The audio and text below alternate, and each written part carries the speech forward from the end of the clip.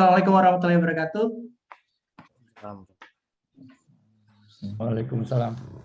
Oke, sebelumnya saya ucapkan terima kasih banyak nih buat bantuan teman-teman sekalian nih udah mau hadir di Zoom meeting kali ini. Oke, jadi perkenalan dulu nih, sama saya Andri Setiawan, nih real saya gitu ya. Nah, ini saya dari PPG Untirta angkatan 1 untuk matematika 02. Oke. Nah, jadi tujuannya itu sekarang itu saya mau coba praktek ngajar gitu. Nanti hasil praktek ngajar ini akan dinilai oleh dosen pengujinya kayak gitu. Mari kita mulai pertemuan kali ini dengan bacaan basmalah. Bismillahirrahmanirrahim. Oke, kita mau bahas apa sih hari ini? Hari ini kita mau bahas satu materi. Kita ngomongin peluang kejadian bersyarat dalam rangka untuk mengisi tugas saya di UKIN PPG Daljem Untirta 2021. Apa sih yang dibahas di peluang kejadian bersyarat? Yang paling pertama adalah kita mau ingat dulu sih materi-materi yang nanti terkait sama pembahasan di materi peluang bersyarat. Yang ada dua sih yang paling umum. Yang pertama ada peluang, yang kedua ada peluang kejadian majemuk. Nah, khusus yang peluang sendiri. Kalau kita bicara peluang, sebenarnya simpel banget. Peluang itu bakal didapetin dari banyaknya kejadian yang kita pengen dibagi sama semestanya. Nah, jadi peluang munculnya bilangan prima pada pelemparan sebuah dadu adalah 3/6, atau kalau kalian sederhanakan jadi 1/2, atau bisa dalam bentuk desimal 0,5 kayak gitu. Nah, ini untuk yang pertama nih. Kalian ada pertanyaan dulu mengenai materi peluang dasar? Kira-kira adakah pertanyaan? Oke, nggak ada ya. Baik, kalau nggak ada kita masuk ke yang kedua. Nah, sekarang kita mau ngomongin peluang kejadian majemuk. Bedanya apa sih peluang kejadian yang tadi sama peluang kejadian majemuk? Nah, peluang kejadian majemuk itu ditandai oleh adanya dua benda atau dua kejadian yang mau kita kompon jadi satu. Nah, di sini kita ambil contoh yang paling sederhana lagi, pakai yang basic-basic aja. Kita mau melakukan pelemparan logam dan sebuah dadu gitu ya.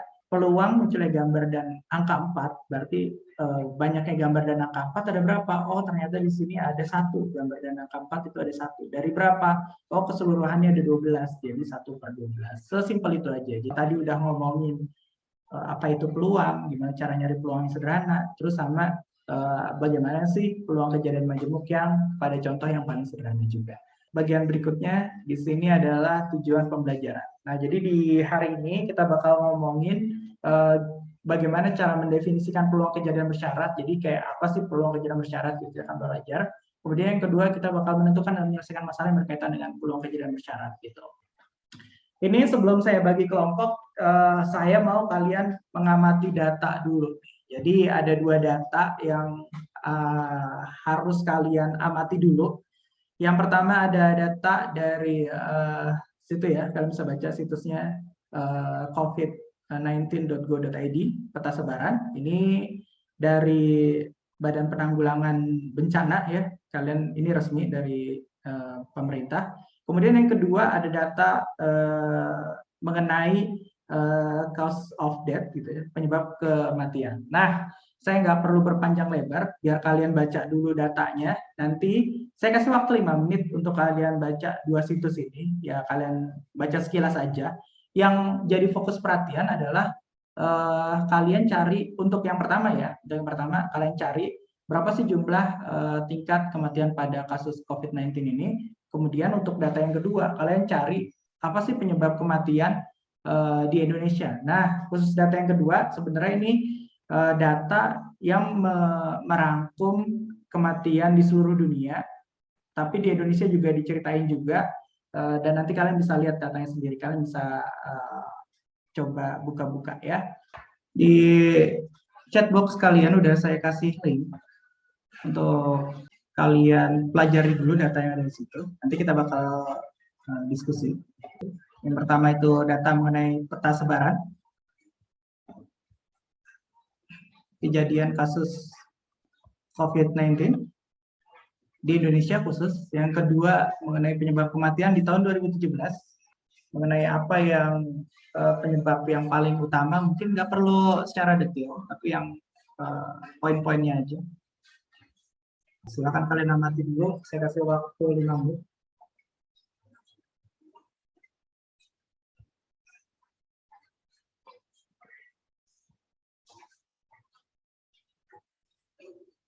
Dari apa ya, kegiatan barusan, ada yang bisa kasih tahu nggak?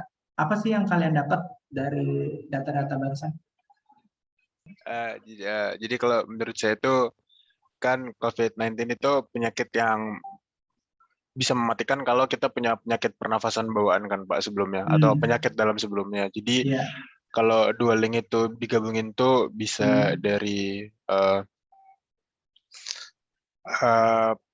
tingkat kematian karena penyakit dalam terutama pernafasan sama kasus meninggal COVID. Oke, di sini emang ada sih. Jadi data ini dia tuh ada gejala yang ditimbulkan, tapi memang datanya nggak lengkap karena hanya sekitar 4.800 responden yang diambil di sini. Gitu. Jadi nggak semua kasus aktif itu bisa ditemukan penyertanya seperti itu. Tadi ini beberapa penyerta yang bisa timbul. Oke, boleh. Ada lagi yang lain mungkin? Ya, paling jadi lebih ini sih Pak, kebayang aja data-data kematian di dunia ini mayoritas itu disebabkan apa? Ya. Okay. Kalau dari data ini menurut Gilang apa nih yang paling banyak tadi penyebabnya? Kardiovaskular itu kan Pak? Kardiovaskular, benar banget. Jadi ternyata yang paling banyak mematikan di seluruh dunia itu adalah kardiovaskular. Ada yang tahu nggak kardiovaskular itu terkait apa sih? Jantung, Pak. Jantung, boleh. Kardiovaskular terkait sama jantung. Sebenarnya lebih spesifiknya kardiovaskular itu terkait sama pembuluh darah. Ya, segala sesuatu yang terkait sama pembuluh darah. Bisa jantung, bisa juga ke otak, ke stroke jatuhnya kalau misalnya ke pembuluh darah otak. Seperti itu. Gilang dan juga sudah menyimpulkan dari data tersebut. Kemudian sekarang kita coba ambil kesimpulan dikit ya dari data. Apakah kesimpulan yang kita ambil akan benar atau meleset? Kita coba.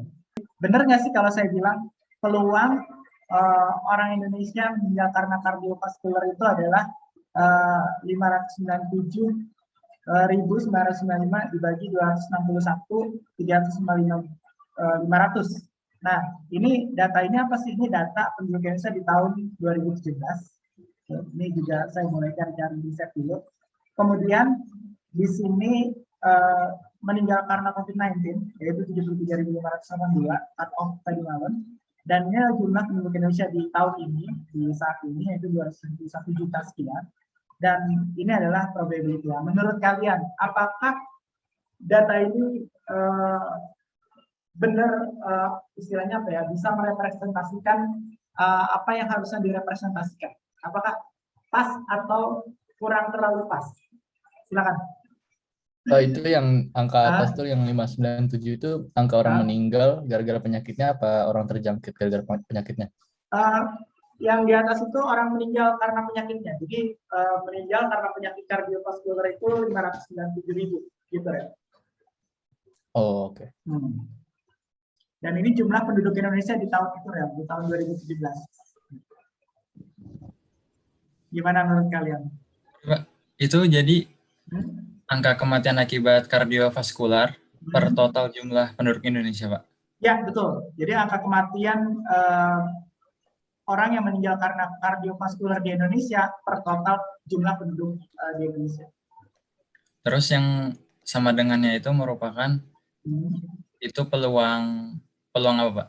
Nah, yang sama dengan ini berarti peluang seorang di Indonesia akan meninggal karena kardiovaskular, yaitu 0,22. Menurut kamu benar nggak kayak gini?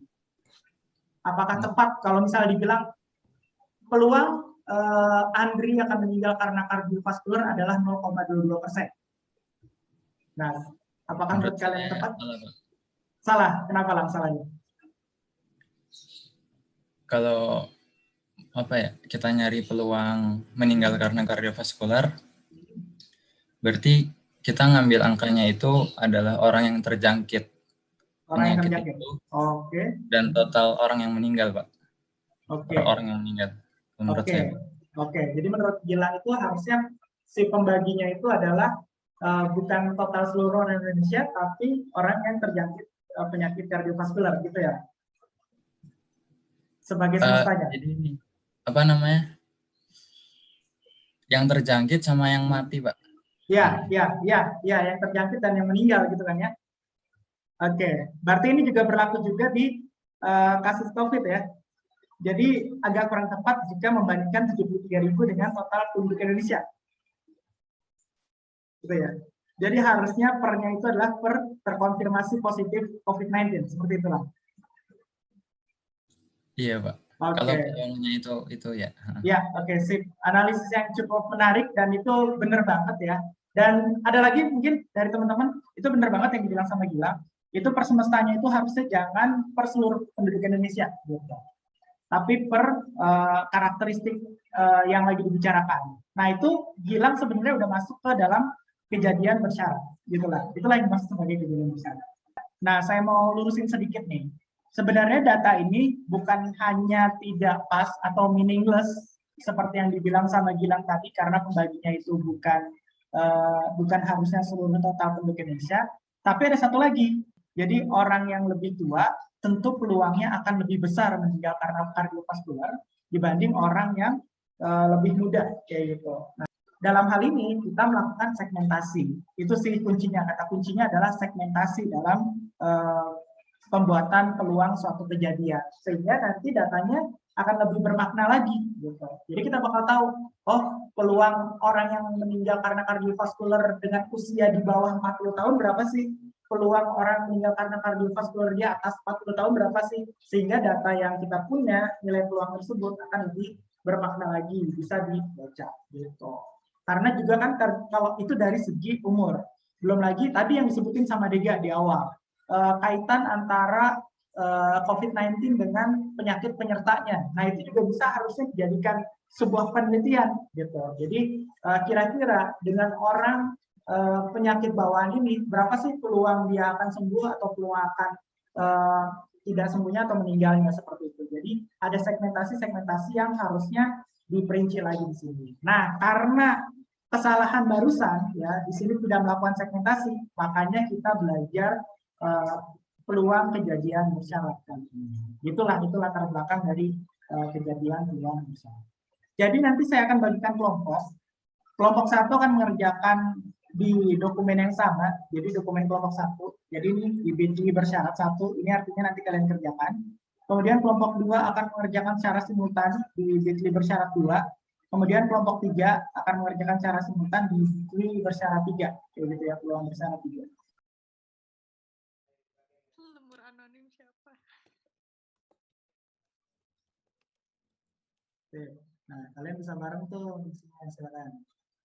Saya ke sebelah dulu ya, kalian diskusi aja dulu. Saya kasih waktu.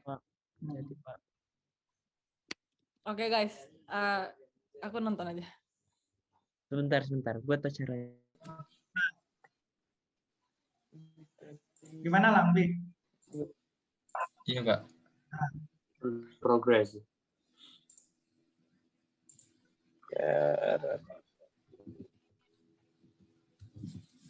Ya, oke boleh.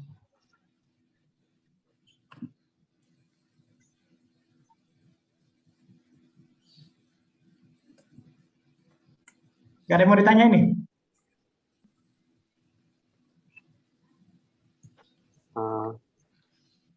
Pak, maksudnya bersyarat tuh, Pak?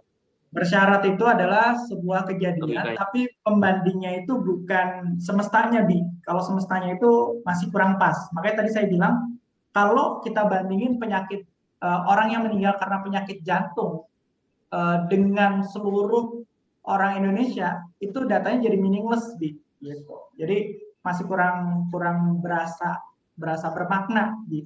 Jadi contohnya kenapa kayak gitu? Contohnya, dari segi umur aja, peluang kita kena penyakit jantung itu beda, Bi. Kamu yang lebih muda, tentu peluangnya lebih kecil dibanding saya yang lebih tua, kayak gitu. Terus, atau kamu yang rajin olahraga, dibanding saya yang jarang olahraga, makan junk food, atau misalnya gaya hidup saya nggak sehat, tentu peluang saya kena penyakit jantung akan lebih gede dibanding kamu yang bergaya hidup sehat, gitu Bu. Nah, makanya data itu akan lebih meaningful kalau kita melakukan segmentasi. Seperti itu, Bi. Makanya di per-nya itu bukan per semesta. Per semesta itu masih terlalu umum di sini. Makanya per apa? Terserah kamu mau melakukan segmentasi terhadap umur kah, atau segmentasi terhadap kayak tadi yang Dega bilang penyakit bawaan dibandingkan dengan COVID, ya, dengan COVID seperti itu. Itu, Bi. Jadi syarat itu adalah jadi kayak pembaginya itu bukan lagi semesta, tapi segmentasi yang kamu tentuin sebelumnya. Seperti itu. Nanti setelah kamu melakukan diskusi di kegiatan 1, kegiatan 2, nanti bakal kelihatan seperti apa segmentasi yang dimaksud. Gitu. Silakan kalian diskusi aja dulu. Ya. Oke. Pak, ini maaf Pak, ini bedanya apa ya Pak kalau gini Pak? Apa tuh? Pernah menerima pelatihan dan tetap di perusahaan sama tetap di perusahaan dengan syarat menerima pelatihan. Nah, beda. Kalau ini kan, nah di sini juga kamu bakal merhatiin apa bedanya dan sama dengan syarat. Itulah. Di sini rumusnya udah saya kasih lah. Di bawah kamu perhatikan rumus-rumusnya. Nah, nanti kamu bakal ngeh sendiri. Oh, ternyata kalau dan itu pembaginya itu apa? Kalau dengan syarat berarti pembaginya apa? Kayak gitu. Yang saya bilang tadi juga sama Yusfi, masalah segmentasi tadi. Gitu lah. Oh, semestanya ya Pak ya? Ya, betul. Oh. Siapa yang ngitung nih? Ya Allah. Oke. Nah, terus yang bawahnya PM-nya. PM-nya berapa tuh PM? Peluang dia mendapatkan pelatihan. Coba ke atasan deh, ke atasan. 152. Ini siapa yang ini? Nah, mendapat pelatihan berapa? 152, benar. Berarti 152 per 256. Oke. Nah, itu coba dihitung lagi tuh. Benar nggak tuh? Ya, Pak. Ya, Pak. Oke, lanjut deh. Berarti 60 per 256 per ini per 104 per 256. Ya, Pak? Nah, silakan tuh. 528 924 bagi dibagi yang totalnya yang kanan yang 1244. Hah? Oh. Atau enggak tahu deh, itu baginya. Gua kira enggak deh, bagi yang bawah. Kayak bagi yang bawahnya deh, kayak bagi yang 1642 deh kayak. Yang ini. Yang 1642. Ini. Ya.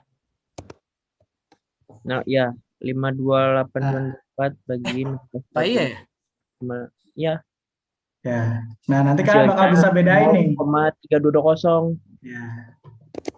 Nanti kalian akan bisa bedain kapan kita pakai di bagi yang totalnya, kapan kita pakai di bagi yang bawahnya, gitu ya. Ini kalimatnya ini ada kata kuncinya. Kalau kalian mau cek lagi di bagian atas deh. Nah, kapan dibagi total, kapan dibagi si segmentasinya, kayak gitu. Oke, lanjut. Dengan syarat berumur di bawah 50 tahun. Di bawah 50 tahun berarti yang ini. Tapi ini bener nggak Pak? Yang nomor D-nya Pak? Yang D-nya kenapa? Itu 100. Nggak kelihatan. Yang nomor D nomor 1 itu. Nomor 1. 60 ya, 60 per 256. 60 per 256 per 104 per 256 Pak. Ya, coba ke atas deh. Itu oke. Kenapa 60? Karena belum pernah pelatihan. Gimana, Ri? Gimana, Ri? Karena belum pernah pelatihan tapi masih di perusahaan. Ya, oke. Itu ada 60 ya. 60 per 256 berarti, Ri. Ya. Oke, terus 104 per 256. Ya, 104 ada yang keluar perusahaan. Yang belum pernah pelatihan atau yang apa nih? Belum pernah pelatihan totalnya. Ya, betul. Sudah. Jadi ya, sip. Oke.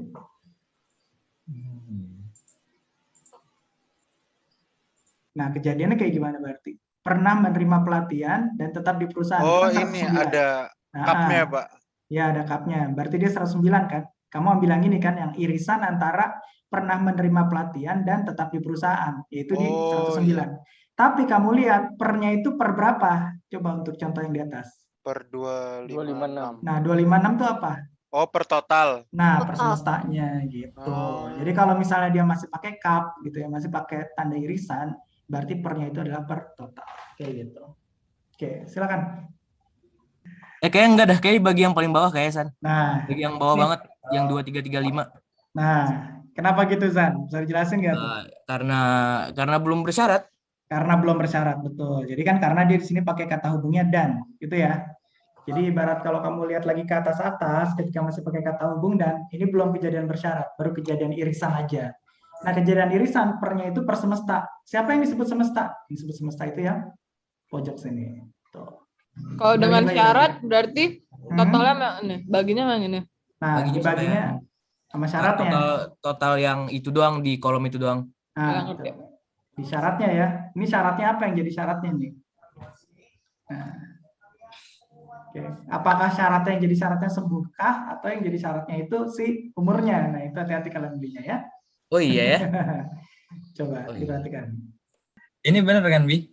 Yang meninggal per total semesta kan? Total meninggal setelah terkena COVID. Benar-benar. Ya kan? Berapa tuh? Aduh. Gua aja yang hitung dulu buat aja. Yang B-nya berapa nih? Nah, coba pertanyaan dulu nih, Lang, Bi, Ri. Itu yang B kenapa per 2335240? Nah, pertanyaan saya itu. Iya, karena nggak ada syaratnya, Pak. Betul banget, karena ini kejadian belum kejadian bersyarat ya, masih berupa irisan. Oke, sip. Oke, barusan kita udah ngelakuin diskusi bareng dan saya lihat dari 3 kelompok udah selesai semua. Saatnya kita untuk mempresentasikan apa sih yang udah kalian dapetin dari kegiatan barusan nih. Mungkin dari nomor 1 dulu, kegiatan 1 ada yang mau? Silakan, Nis.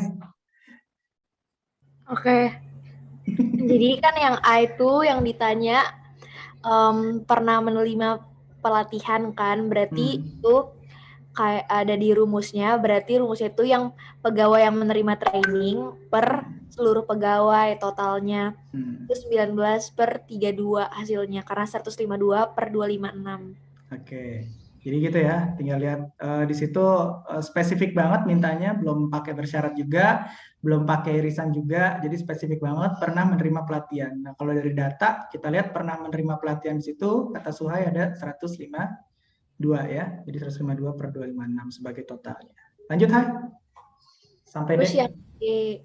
Yang B itu kan pernah menerima pelatihan dan tetap di perusahaan.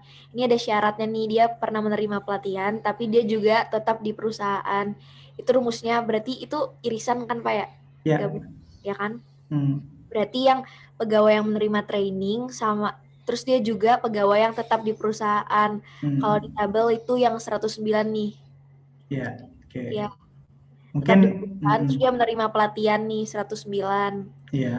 Terus per semestanya itu seluruh pegawainya 256. Hasilnya itu 0,425. Iya. Terus yang C itu tetap di perusahaan, terus syaratnya itu dia pernah menerima pelatihan. Berarti kan yang menerima pelatihan dan tetap di perusahaan itu ada 109. Nah, kenapa menerima per 256? Karena dia syaratnya juga dia harus menerima training juga kan, berarti per semesta kan Pak totalnya. Ya awalnya per semesta masing-masing ya. Ya 256 terus gitu deh dicoret 256-nya karena kan kalau pembagian nanti hasilnya bakal dikali gitu kan, bisa dicoret hasilnya 109 per 152. Oke. Terus yang terakhir, Hai? Terakhir itu pegawai yang belum pernah menerima pelatihan itu kayak semuanya kecuali yang belum pernah menerima pelatihan, jadi kayak 60 per 104 gitu deh. 60 per 104. Aslinya kan tadinya kan nggak langsung 60 per 104 ya? Ya, karena 256-nya kan dicoret. Ya, aslinya 60 per 256 sama 104 per 256. Jadi awalnya memang semua per semesta, tapi buat kalian yang emang udah paham gitu ya, langsung ke kejadiannya bisa-bisa aja. Tapi secara konsep harusnya dituliskan dulu seperti itu. Oke, ada tanggapan dari kelompok lain dulu? Mungkin jawabannya beda Pak sama saya gitu atau gimana, boleh? Dari kelompok 1 dan kelompok 3 mengenai jawaban dari kelompok 2 ini. Berarti di sini kan Kalau nggak ada apa namanya kardiovaskular atau penyakit apanya gitu kan. Berarti kita ambilnya ya umur 50 tahun ke atas per semesta gitu Pak. Oke, tuh. Jadi kamu langsung dapat itu ya angkanya ya. 1244664 dibagi itu ya. 1642527 per semesta ya. Sehingga dapat kesimpulannya yang di atas 50 tahun ke atas kemungkinan meninggal adalah 0,75 gitu ya. Sementara yang di bawah 50 ya sekitar 0,25-an gitu ya. Oke, sip. Lanjut, Bang. Iya, terus yang B di sini 50 tahun ke atas tapi cardiovascular disease. Berarti ya ambil datanya yang ini per total per semestanya itu total ini. Oke. Dia dapat data ini. Oke, betul. Sip. Pertanyaannya Lang, kenapa dia per total? Kenapa enggak per 1244 atau per 597, Lang? Iya, belum ada syaratnya, Pak. Belum ada syarat ya. Ini masih pertanyaannya masih berupa irisan ya, kejadian irisan ya, peluang dari kejadian irisan. Oke, sip. Lanjut. Lanjut, Bi. Gantian, Bi, boleh. Baik.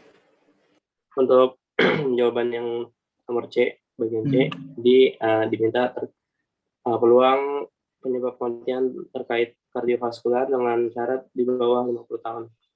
Jadi di sini untuk peluangnya itu ini apa? Orang-orang di bawah 50 tahun yang terjangkit kardiovaskular dan dibagi semestanya itu dari total orang yang di bawah 50 tahun aja. Iya. Karena diminta bersyarat. Iya, oke. Jadi karena bersyarat langsung aja ke siapa yang jadi syaratnya gitu ya, Bi ya? Iya, benar banget. Iya. Tapi sebenarnya memang tadi balik lagi nih, seperti kalau kita lihat di kegiatan 1 mungkin tetap secara konsep harusnya per semesta dulu semuanya. Tapi memang sih kalau kata Suhai tadi, ujung-ujungnya nanti semesta bisa kecoret. Jadi kalau yang langkah ini untuk cara efisiennya silakan aja seperti ini. Tapi secara konsepnya memang per semesta dulu masing-masing. Jadi baik. Selanjutnya di nomor D itu pertanyaan itu adalah kardiovaskular dengan syarat berumur di atas 50 tahun. Itu juga beda sama soal sebelumnya. Jadi kita cari umur di atas 50 tahun yang terkena kardiovaskular itu ada sekitar 528.924. Lalu itu kalau misalnya ngikutin ketentuan itu nanti dibagi dulu sama semesta, tapi karena sudah kita tahu konsepnya jadi boleh dicatat langsung, jadi langsung dibagi sama total semuanya yang di atas umur 50 tahun ya, entah itu terkena kardiovaskular dan lain-lainnya. Didapatin peluang besar 0,4249. Oke, sip. Itu ya. Tadi ada penjelasan sedikit dari Paria. Jadi karena seharusnya memang per peluang itu per semesta, tapi karena asumsi sudah dicoret, jadi bisa langsung dituliskan angka itu. Oke, sip. Jadi jawabannya 0,4249. Oke, ada tanggapan dari kelompok lain mengenai pekerjaan kelompok 1 di kegiatan kedua ini? Oke, jadi soal pertama diminta peluang seseorang meninggal setelah terkena COVID-19. Jadi ya kita cari angka orang yang total orang yang meninggal. Total orang yang meninggal. Terus kita bagi dengan angka total semua orang yang didata. Oke. Ya. Itu untuk soal. Ya, oke. Lanjut, Zan. Oke ya, yang kedua diminta peluang orang yang berusia di bawah 45 tahun lalu sembuh. Ya, jadi kita cari total orang yang berusia di bawah 45 tahun, terus kita bagi dengan jumlah orang yang sembuh, total orang yang sembuh. Oke, ini karena irisan ya, Zan? Ya. Oke, sip. Lanjut, Zan. Boleh Kuding, lanjutin Kuding. Silakan Kuding. Untuk C dan D. Yang C, jumlah orang yang meninggal yang umurnya lebih dari 59 tahun. Tinggal kita didata 490,78 dibagi 516.902. Nah, kenapa dibagi 516? Ding? Kenapa nggak dibagi 2.300.000? Karena total yang usia di atas usia 45-59 ada 516.902. Iya, karena ini udah masuk yang 2 juta lebih itu total keseluruhan. Betul. Jadi udah masuk segmentasi ya, Kuding ya di sini ya. Karena udah bersyarat. Oke, sip. Lanjut yang terakhir. Yang terakhir yang D, meninggal dengan syarat berusia lebih dari 59 tahun. Ya kita tinggal di data aja. 226 166 dibagi 262.147 sama dengan 0,862. Oke, sip. Gitu ya. Jadi ini kita udah diskusi nih mengenai 3 data tadi. Kalau secara ini ya, secara kasar mana yang lebih berbahaya nih? Untuk saat ini ya, kita kan belum tahu ya angkanya semakin meningkat ya. Dari kegiatan 1, kegiatan 2, ke kegiatan 3 kalian bisa lihat aja probability-nya. Tapi lagi-lagi nih kegiatan statistik ya, mungkin ada unsur yang kurang tepat juga karena tidak terperhatikan gitu. Tapi sementara untuk gambaran umum bisa kalian pakai itu juga.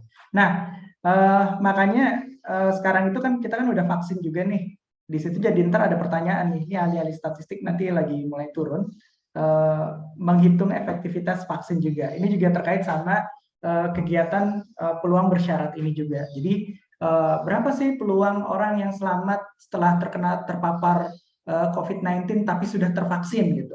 Jadi kurang lebih itu adalah guna dari peluang kejadian bersyarat. Oke, kita masuk ke bagian akhir dari pertemuan ini. Apa sih yang udah kita pelajarin di hari ini? Nah, ini yang udah kita pelajarin di hari ini nih.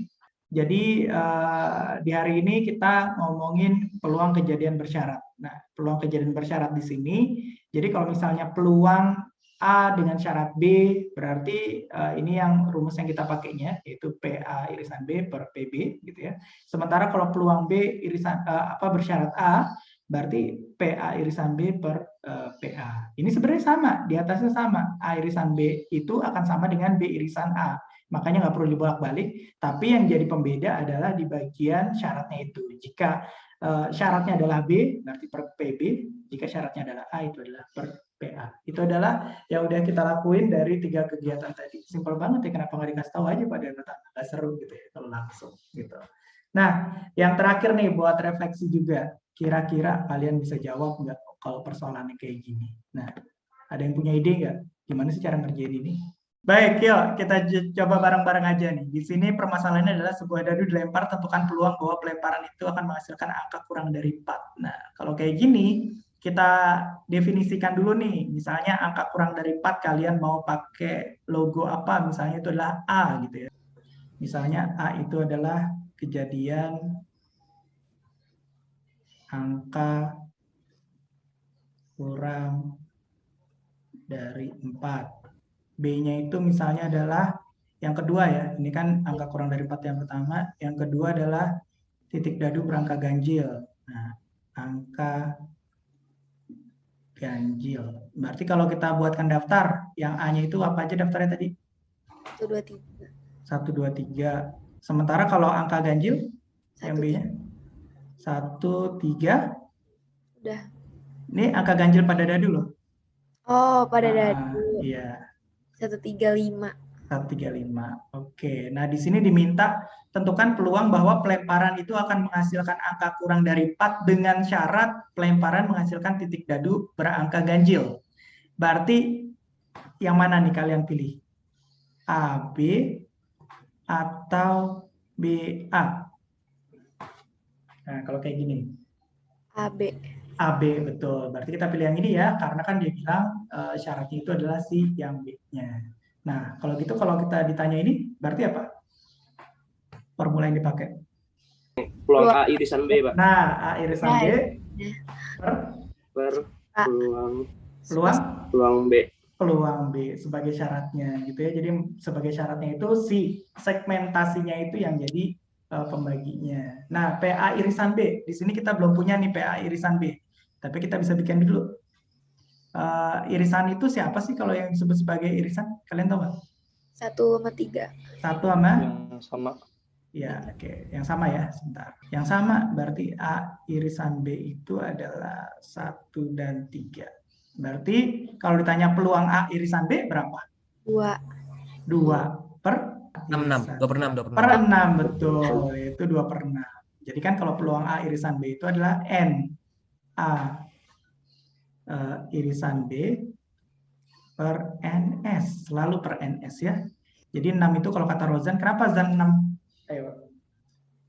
Ya kan dadu ada 6 itu ya Pak. Dadu Sisi ada 6, siap. Kemudian PB, berapakah PB? 3/6. 3/6. Sehingga kita bisa dapat coret-coret, jawabannya adalah 2/3. Ini adalah peluang terambilnya angka kurang dari 4 dengan syarat pelemparan menghasilkan titik dadu berangka ganjil.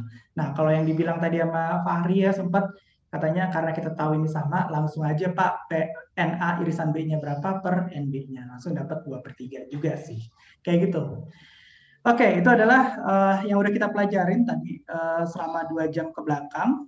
Kita masuk ke bagian akhir dari materi ini. Apa sih di bagian akhir? Di bagian akhir kita akan melakukan kuis. Ya, sebentar. Ini bisa kalian buka di Google Classroom kalian. Oke. Nah, ini kuisnya. Ada 3 soal, silakan kalian kerjakan. Kasih waktu 15 menit ya. Dikumpulkan di Google Classroom. Silakan. Nanti buat yang sudah, silakan di-submit. Jangan lupa diklik tombol submitnya di Google Classroom-nya. Nanti akan saya periksa. Oke. Baik, dengan berakhirnya tadi kuis tadi, berakhir juga pertemuan kali ini. Untuk pertemuan ke depan, karena ini udah akhir dari bagian peluang kejadian majemuk, ini udah di bagian akhir. Besok kita akan ulangan harian. Kalian pelajari lagi dari awal peluang kejadian majemuk ya. Di situ ada saling lepas, saling bebas, dan peluang kejadian bersyarat. Baik, sehat-sehat terus buat kalian, jaga kesehatan. Jangan lupa berolahraga di rumah ya. Kita akhiri pertemuan kali ini dengan bacaan hamdalah. Alhamdulillahirrahmanirrahim. Baik, segitu dulu. Assalamualaikum warahmatullahi wabarakatuh. Waalaikumsalam. Terima kasih banyak, Prof. Sama-sama. Ya, Terima kasih Pak ilmunya. Terima kasih, Pak. Sama-sama. Ya, baik. Coba. Terima kasih, Pak.